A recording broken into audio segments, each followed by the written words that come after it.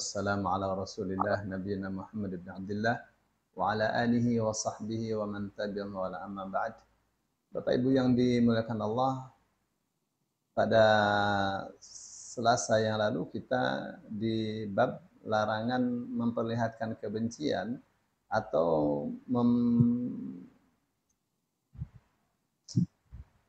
memperlihatkan kebencian, karena itu syamatah ya, atau menghina orang lain karena dosanya. Ya, itu bab kemarin ya. Iya, Nah, kita sampai di hadis yang mengatakan la tuzhirish syamatata.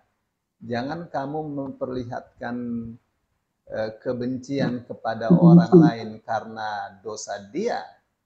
Nah, la tuzhirish syamatata li akhika. Jangan kamu memperlihatkan kebencian kepada saudaramu karena dosa dia. Fayarhamuhullah, karena Allah akan sayangi dia yang dibenci. Wa yabtalika, sedangkan Allah akan mengujimu.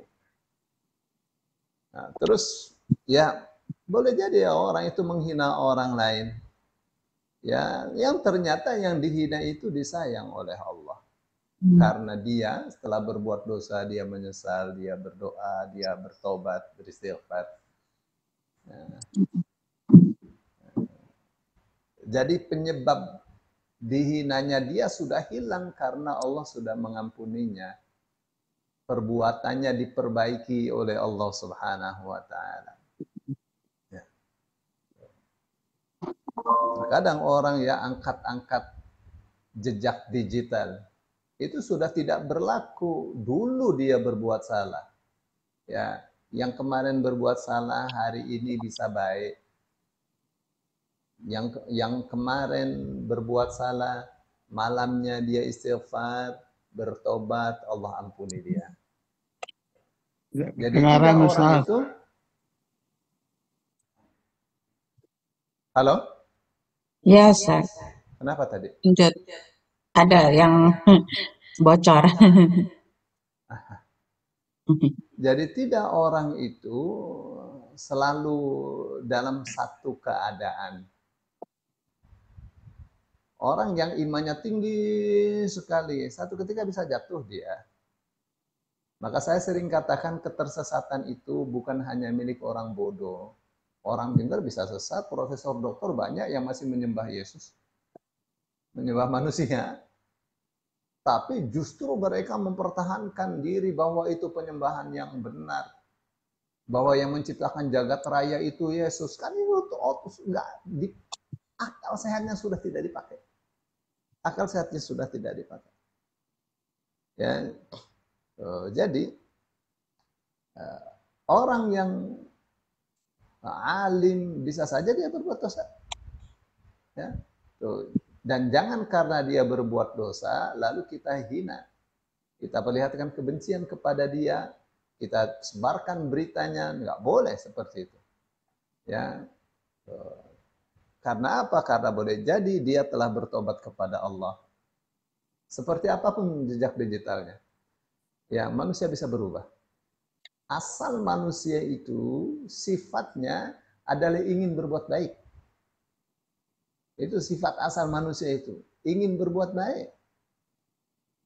Maka sebenarnya manusia itu suka kalau dinasehati baik.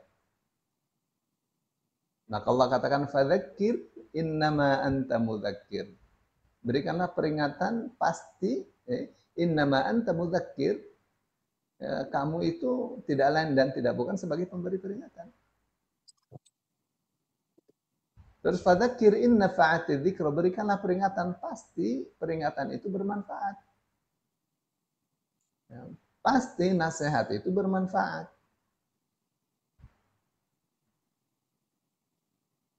Saya dzakkaru may yakhsha. Orang yang takut kepada Allah akan mengambilnya sebagai pelajaran. Wa yatajannabuhal ashqa. Orang yang celaka akan menjauhi nasihat itu. Akan menjauhi pelajaran yang penting itu. Jadi informasi baik dilemparkan. Kenapa? Karena manusia itu asalnya senang dengan informasi yang baik, senang dengan nasihat yang baik. Bahwa nanti responnya ada dua, itu bukan kita punya urusan. Ada yang responnya oke, ada yang tidak oke, ada yang responnya positif, ada yang negatif. Itu sudah lumrah sejak dulu, sejak dulu.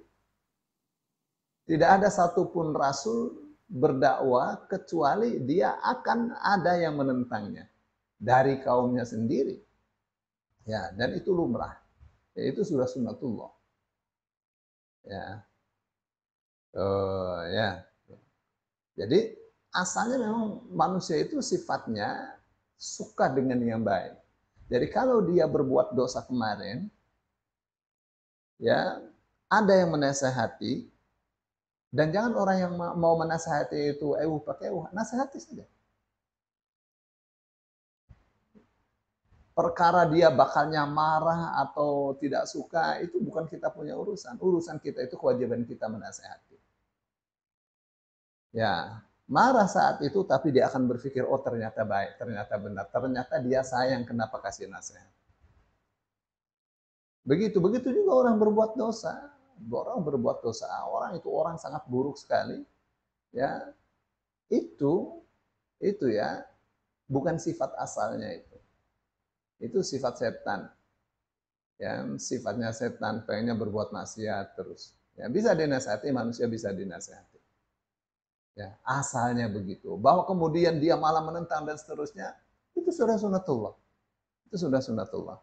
Yang ingin saya sampaikan bahwa tidak selamanya orang itu tidak baik. Maka orang yang tidak baik tidak boleh dihina. Ada seorang yang ditangkap, ya dihadirkan di hadapan Rasul Shallallahu Alaihi Wasallam karena dia mabuk nenggak minuman keras. Ya, terus setelah dihukum dilepaskan lagi, ketangkep lagi minum lagi. Ya, ya, terus ada yang mengatakan ini manusia paling brengsek. Ya, Rasul Shallallahu Alaihi Wasallam jangan dihina. Dia itu cinta Allah dan Rasulnya. Ya, ada orang sebenarnya baik ya, tapi dia terbawa oleh arus. Ada. Orang yang berbuat maksiat, dihina, itu semakin menolong setan untuk menjerumuskan dia. Dihina, malah semakin terus. Tuh, makanya penting ya menasehati dengan lemah lembut. Penting menasehati dengan kasih sayang. Ya, bukan dengan kebencian. Bapak Ibu yang dimuliakan Allah, ini untuk review ya. Jadi itu nasihat Rasul Shallallahu Alaihi Wasallam. Ya. Nanti orang yang menghina itu akan diuji oleh Allah ya dengan perbuatan yang sama. Itu yang Rasul katakan, la tudhiri syamata tadi akhika fayarhamahullah wa yabtalika atau wa yabtaliyaka. Jangan memperlihatkan kebencian kepada saudaramu karena perbuatan salah dia. Karena Allah akan menyayangi dia dan Allah akan menguji kamu. Ya. Nah, man ayyaru akhahu bidzambin lam yamut hatta ya'malahu. Ya, barang siapa menghina saudaranya karena satu dosa, karena perbuatan dosa dia, maka yang menghina ini tidak akan mati kecuali ya sehingga dia mengamalkannya juga, melakukannya juga. Jadi berhati-hati, berhati-hati. Ya, boleh jadi keburukan dari orang itu sudah diangkat oleh Allah. Lalu keburukan itu menimpa kita. Jangan sampai.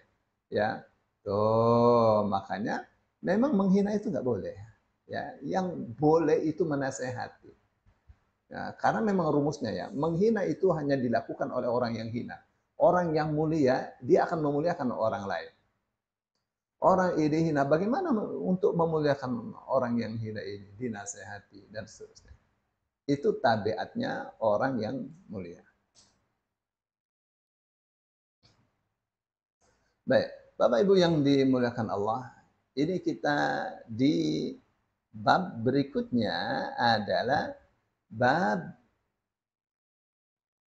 tahrim tahrim at-ta'ni fil ansab ats-tsabitati fi zahir syar'i. Bab diharamkannya menghina nasab.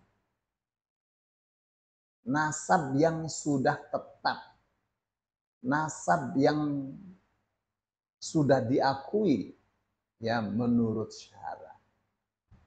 Boleh. Terus orang itu ngulik-ngulik nasabnya para habib itu apa coba? Ya, itu satu hal yang sangat tidak sopan. Ya, sangat-sangat tidak sopan. Baik. Bapak Ibu yang dimuliakan Allah. Kan Kiai Imaduddin itu mengatakan bahwa Ubaidillah ke atas itu tidak nyambung ke Rasulullah Shallallahu Alaihi Wasallam. Jadi Ba'alwi ini, ya, keturunannya Ba'alwi ini bukan keturunannya Rasul Shallallahu Alaihi Wasallam. Habib Rizik semua itu bukan keturunan Rasul. Itu tesis dia memastikan bahwa kalau seluruh ulama seluruh dunia mengatakan bahwa ini sah keturunan Rasul, dia katakan dia akan tolak. Jadi bukan kebenaran yang dia cari. Ya, Kiai Imaduddin ini bukan kebenaran yang dia cari. Dia mau mengatakan bahwa dirinya yang benar. Dengan alasan apa? Karena sanad itu nasabnya tidak tersambung. Tidak mungkin dari satu orang ke atasnya itu 500 tahun. Baik, Bapak Ibu yang dimuliakan Allah. Ini sudah banyak komentar dari ulama-ulama nasab dari Timur Tengah. Ya, antara lain komentarnya adalah bahwa itu satu hal yang sangat naif, tidak sopan. Satu ya. Terus yang kedua, boleh jadi dia tidak melihat tersambung. Ya. Karena ke atasnya mungkin saja ada yang tidak tersebut atau tidak jelas. Seperti misalnya Rasulullah Shallallahu Alaihi Wasallam itu sampai ke Nabi Ismail 26 atau 27 kakek. Tapi kalau sampai Adnan, itu Rasul katakan, dari Adnan ke atas itu nggak jelas. Tuh, makanya disebut wa'adnanu bila raibin 'inda dzawil 'ulumin nasabiyah. Tuh, sampai Adnan. Itu tidak bisa diragukan sampai Adnan itu. Dari Rasul sampai ke Adnan, kakek-kakeknya itu tidak bisa diragukan lagi. Ya, untuk orang yang punya ilmu kenasaban. Tuh. Tapi dari Adnan ke atas, itu tidak jelas. Tuh. Tapi bukan berarti karena ini tidak jelas, tidak tersambung nasab Rasul kepada Ismail, kepada Nabi Ibrahim alaihissalam. Ya, itu tuh gambaran. Tuh. Yang jelas, ngorek-ngorek nasabnya orang itu satu hal yang sangat naif, sangat tidak sopan. Ya, meskipun dapat dukungan dari kiai-kiai apa segala, kiai tidak mengerti. Ya. Maksudnya apa? Maksudnya tidak mengerti karena dia tidak merujuk pada ulama nasab. Yang mengerti siapa? Ulama nasab. Ya, ya, yang tadi adalah contoh, ya. Contoh bahwa bukan kalau tidak bisa menyebutnya secara rinci menyambung itu pasti bukan turunannya. Ya, saya misalnya ditanya ke kakek kamu itu siapa? Ya Ahmad. Bapaknya Ahmad Amin. Kalau ditanya dari orang bangsa mana? Saya akan katakan bangsa Yaman. Memang dari Yaman. Dari marga apa? Saya akan jawab. Ya. dari marga bafadol. Tapi kalau disuruh telusuri sampai bafadolnya, nggak bisa, nggak dapat itu. Ya, cukup saya percaya kepada kakek saya, bapak saya. Ya, dan saya sudah melihat memang orang Arab, ya, adik-adiknya Arab. Baik. Jadi ini bab ini sangat menarik ya untuk kita kaji pagi ini. Babu tahrimit ta'ni fil ansab. Bab haramnya menghina nasab-nasab ats-tsabitati yang sudah sabit, ya sudah tetap fi dhahiri syar'i, ya dalam pandangan syara. Di dalam surah Al-Ahzab ayat 58 Allah Subhanahu wa taala berfirman, وَالَّذِينَ يُؤْذُونَ الْمُؤْمِنِينَ وَالْمُؤْمِنَاتِ بِغَيْرِ مَا اكْتَسَبُوا فَقَدِ احْتَمَلُوا بُهْتَانًا وَإِثْمًا مُبِينًا. Ini diulang-ulang ya ayat ini. Karena yang masih tetap tentang penghinaan, tapi ini khusus tentang nasab. Apa katanya, orang-orang yang menghina orang-orang yang beriman, laki dan perempuan, tanpa sebab kesalahan dia, maka mereka itu telah menanggung, ya, menanggung kebohongan, menanggung dosa yang jelas. Oh, kamu bukan turunan Rasul, misalnya, ya menyakiti itu. Sangat menyakitkan sekali. Ya, sangat menyakitkan sekali. Ya, sama dengan kamu bukan anak bapakmu. Ya, sangat menyakitkan sekali. Ya. Wa an Abi Hurairah radhiyallahu anhu, dari Abu Hurairah radhiyallahu anhu, qala Rasulullah. Ia mengatakan, Rasulullah sallallahu alaihi wasallam bersabda, "Itsnatani fin nasi huma bihim kufrun." Ya, dua orang, ya, dua hal yang ada dalam diri manusia, huma bihim kufrun. Ya. Ya, dua hal yang melekat pada mereka itu menyebabkan mereka kafir. Ya.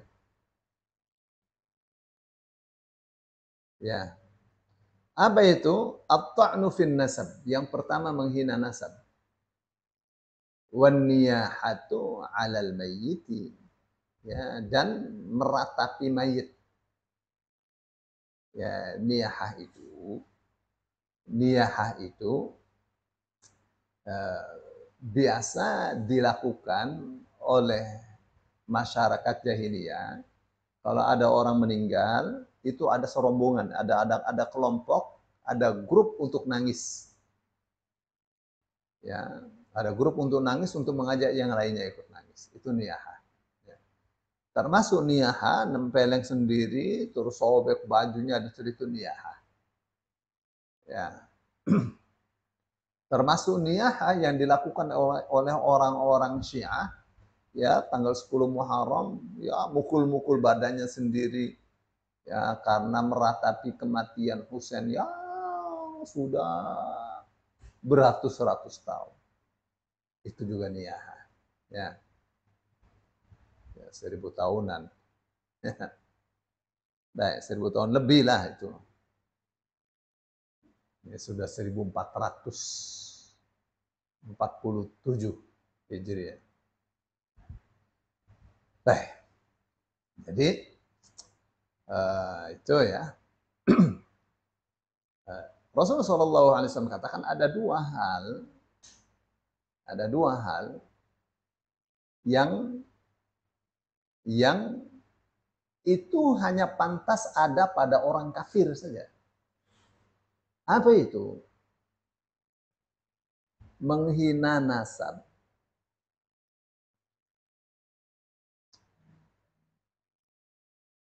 At-ta'nu sih sebenarnya melukai ya. At-ta'nu fin nasab, melukai nasab. Ya, menghina. Tuh. Yang kedua, an-niyahatu 'alal mayyit. Meratapi mayit dengan gambaran seperti tadi. Ya, kalau tapi ini ada yang aneh ya. Jenazah dikubur, yang itu satu rombongan nyanyi-nyanyi, ada piano, ada gitar. Ada paduan suara, ada aja. Katanya ikut ikut Yesus Kristus. Nah, memang nggak pada pakai logikanya, nggak bener ya. Baik.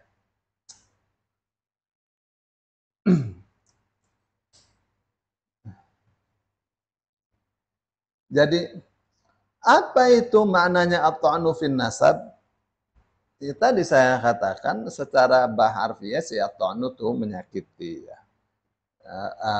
Melukai ya. Tapi itu untuk makna menghina dan menafikan. Menghina nasab seseorang atau menafikan nasab seseorang. Kayak yang dilakukan oleh Kiai Imaduddin.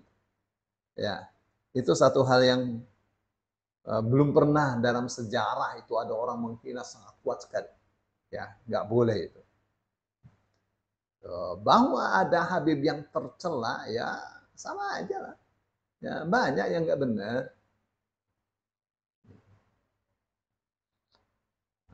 Ada yang mengajarkan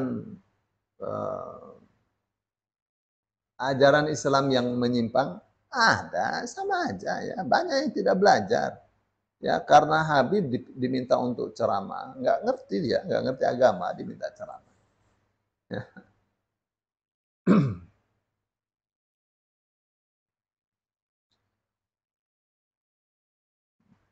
Sekarang ya misalnya ya, kamu dari mana? Saya dari Indramayu. Oh, Indramayu yang terkenal dengan pelacuran, nggak boleh begitu. Ya. Atau, nah kamu itu dari kota Mangga. Ini mangganya sih enak ya, tapi akhlaknya nggak bagus. Orang Indramayu itu orang-orang yang kasar, bahasanya kasar, ya banyak terjadi, banyak pelacur, banyak macam-macam, itu penghinaan, nggak boleh begitu. Ya, nggak boleh begitu. Ya. Itu satu ya, itu namanya menghina ya. Terus ini tepat sekali nih, Syekh Utsaimin menulis ya. Anta tadda'i annaka min ali fulan wa lasta minhum.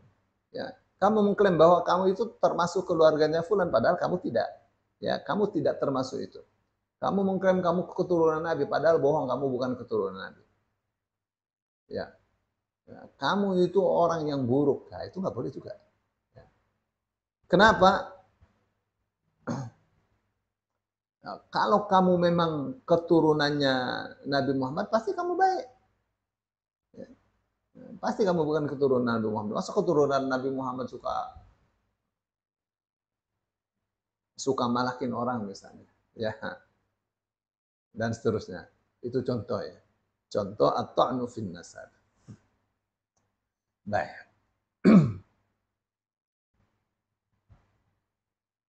Saya sudah gambarkan ya tentang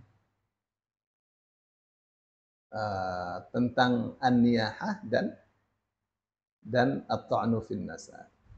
Baik. Bapak Ibu yang dimuliakan Allah, ini ada penjelasannya.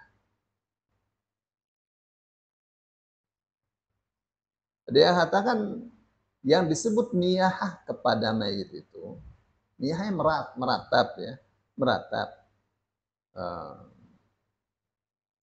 Prakteknya adalah kumpulan kaum perempuan dan kaum lelaki atau kaum lelaki.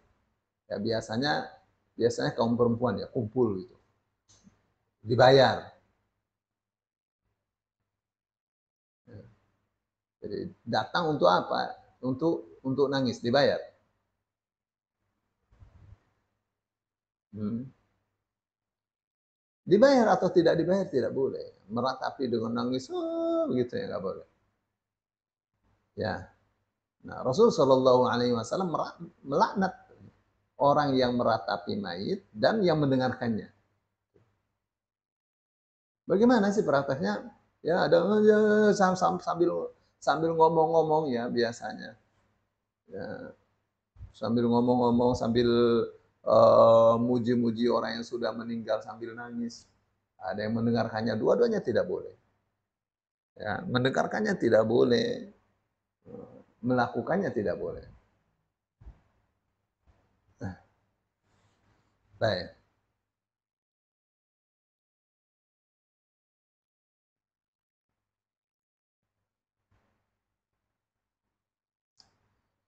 Dia katakan wa minan niyahati ma yaf'aluhu ba'dun nasil yawma yajtami'una fi baitil mayyit wa yu'ta ilaihim bit-ta'ami aw yasna'una lahum at-ta'ama wa yajtami'una 'alaihi.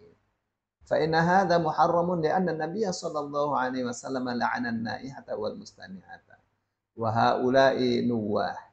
Li hadits Jarir bin Abdullah al-Bajali radhiyallahu anhu qala kunna nara al-ijtima'a ila ahli al-mayyit wa san'ati at-ta'ami minan niyahati. Ya. Baik. Syekh Utsaimin mengatakan bahwa di antara gambaran niyahah adalah yang dilakukan oleh sebagian masyarakat ya pada zaman sekarang, kumpul di rumahnya keluarga mayit ya, disiapkan makanan, makan-makan ya. Dia katakan ini haram hukumnya. Ya, karena Rasul Shallallahu Alaihi Wasallam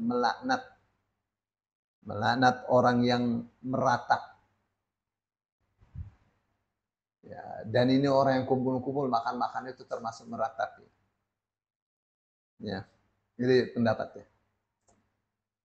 Kenapa? Karena ada seorang sahabat Jarir bin Abdullah Al-Bajali, seorang sahabat besar radhiyallahu anhu, ia mengatakan kunna nara lijtima'a ila ahli al-mayyit wa san'ati at-ta'ami minan niyahah. Ya.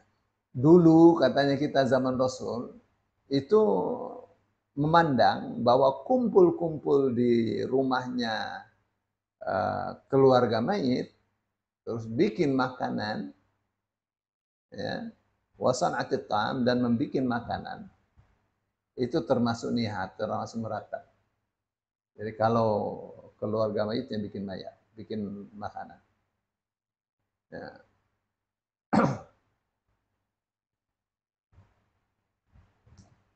Baik. Dia katakan walihada yunha ahlul mayyiti idza mata al mayyitu ay yaftahu abwaba lil aza lianna dzalika munkarun wa bid'atun. Wassahabatu radhiyallahu anhum ma kanu yaf'aluna dzalika.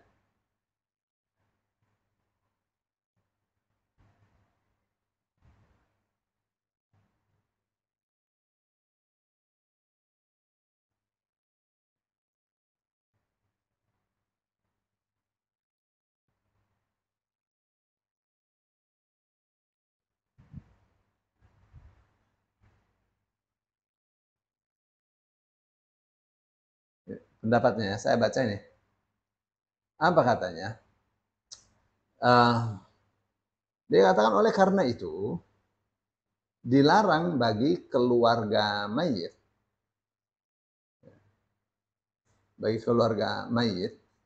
untuk membuka pintu rumah mereka supaya orang datang bertakziah. Karena itu satu kemungkaran. Ini fatwa ya, fatwanya Syekh Utsaimin.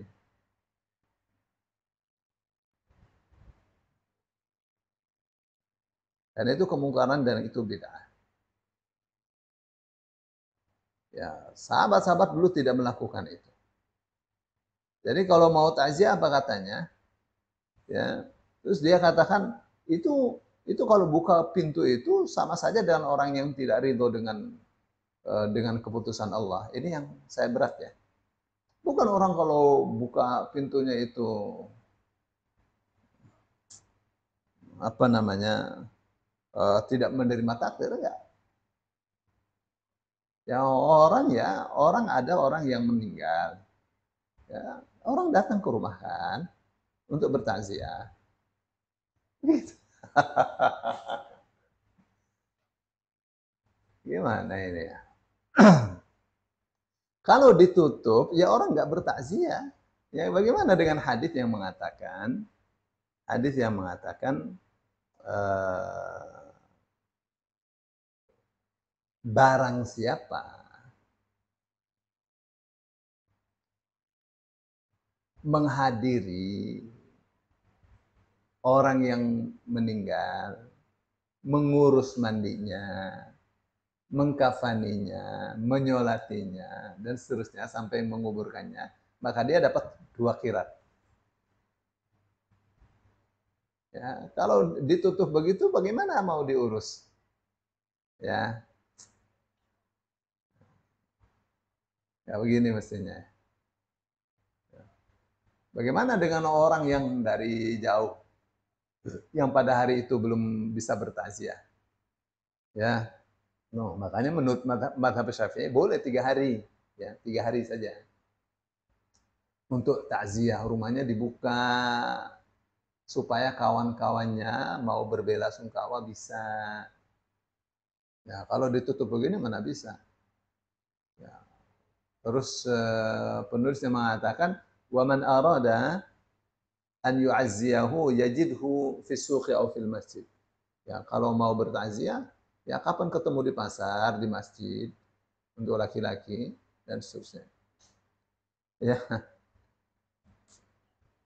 ini fatwa ya, fatwa salah seorang ulama besar Saudi ya.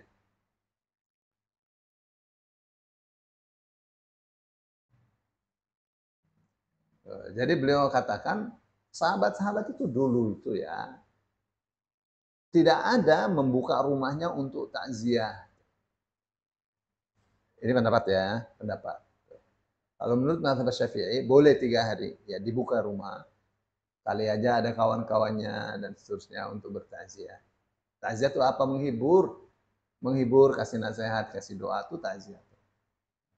Dan mereka tidak kumpul-kumpul untuk makan-makan. Ya udah datang bukan untuk makan-makan. Ya, kita kumpul itu bukan untuk makan-makan. Misalnya untuk mendoakan. Untuk mendoakan ini jamaah masjid ini. Ya, untuk mendoakannya. Rasul juga datang ke Abu Salamah waktu wafat kan. Datang ke rumahnya. Untuk apa? Untuk mendoakannya. Ya bukan untuk makan-makan. Jadi mana yang sunnah? Yang sunnah itu adalah memberi apa namanya? Menyiapkan makan untuk keluarganya mayit. Ya, itu yang sunnah. Karena Rasul Shallallahu Alaihi Wasallam mengatakan isna'ut ta'ama li ali Ja'far. Ya, kasihlah bikinlah makanan untuk keluarganya Ja'far karena mereka sedang sibuk dengan kematiannya Ja'far. Itu ya yang Rasul Shallallahu Alaihi Wasallam perintahkan. Jadi ini ada orang meninggal, ya satu RT berkumpul, ya Pak RT ngatur. Nah siapa hari ini yang siapkan makanan untuk keluarga si Fulan itu? Ya berapa orang? 10 orang disiapkan untuk 10 orang.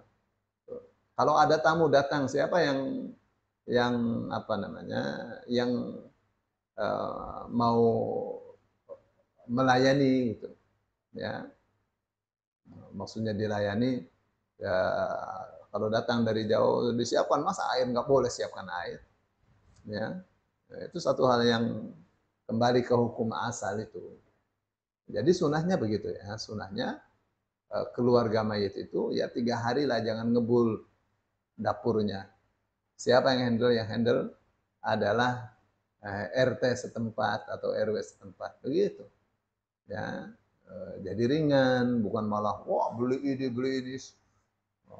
malam pertama sampai malam ketujuh berat begitu ya, berat begitu, jangan. Ya, dan itu bukan bukan termasuk ajaran syariat Islam. Jadi bagaimana disiapkan makanan untuk keluarga ini. Baik ya. Itu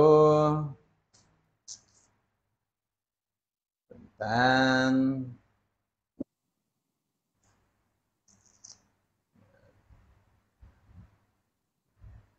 menghina nasab seseorang ya dan meratapi kematian. Insya Allah hari Selasa yang akan datang di bab nomor 276. 276, bab larangan al-ghish itu apa ya? Al-ghish itu menipu ya. Khidak juga menipu sama saja. Menipu. Iya. Kalau dalam pelajaran al-ghish itu nyontek.